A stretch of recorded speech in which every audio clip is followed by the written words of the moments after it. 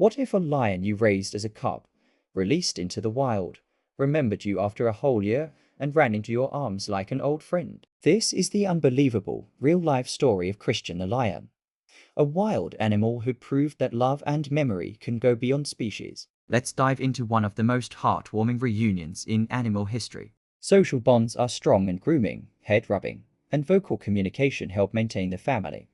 A lion like Christian raising a pride means he fully reintegrated into wildlife, a rare success for rewilded animals. Wild animals often lose their memory of humans quickly, especially once they return to natural instincts. That Christian remembered his human family after a year in the wild, and responded with love and trust, was nothing short of miraculous. Christian's reaction shows not only memory, but joy, affection, and a sense of family. Experts now recognize that many wild animals form lifelong memories and emotional connections once dismissed as fantasy, now accepted as science. Christian's story reminds us that animals aren't just wild creatures, they were individuals with feelings, loyalty, and memory. He lived between two worlds, the human and the wild, and found love and purpose in both. It's a reminder to treat animals not as objects, but as beings capable of complex, beautiful emotions. If this story touched your heart, imagine how many more powerful animal stories are waiting to be told.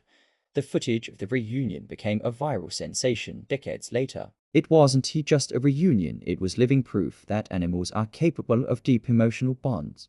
Christian had not only survived in the wild, he'd thrived. He took a mate and started a family. Male lions play a protective role, defending cubs and females from rival males, though they rarely raise the young themselves. In 1969, two young men in London, John Rentoul and Anthony Bourke, stumbled upon a lion cub for sale in Harrods, the famous department store. It was part of an outdated exotic animal trade legal at the time. They brought him home, named him Christian, and raised him in their apartment.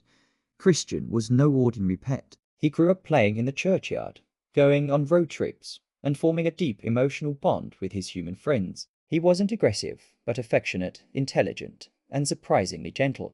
As Christian grew, it became clear that keeping a lion in a city apartment wasn't sustainable. With help from conservationist George Adamson, famous for the book and film Born Free, they arranged for Christian to be reintroduced into the wild in Kenya. The process wasn't easy. Christian had to learn how to hunt, form bonds with other lions, and defend his territory. But eventually, he adapted and became the leader of a pride. Almost a year after his release, John and Anthony traveled to Kenya, hoping to see Christian one last time. They were warned, lions forget quickly, and Christian had grown wild and independent. The chances of recognition were low. But what happened next shocked everyone. Christian saw them from a distance, paused, and then sprinted toward them with joy, leaping into their arms like an excited dog. He nuzzled them, licked their faces, and even introduced them to his lioness mate. Lions are the only truly social big cats. They live in family groups called prides, led by females. Male lions like Christian often leave to find their own pride or take over another.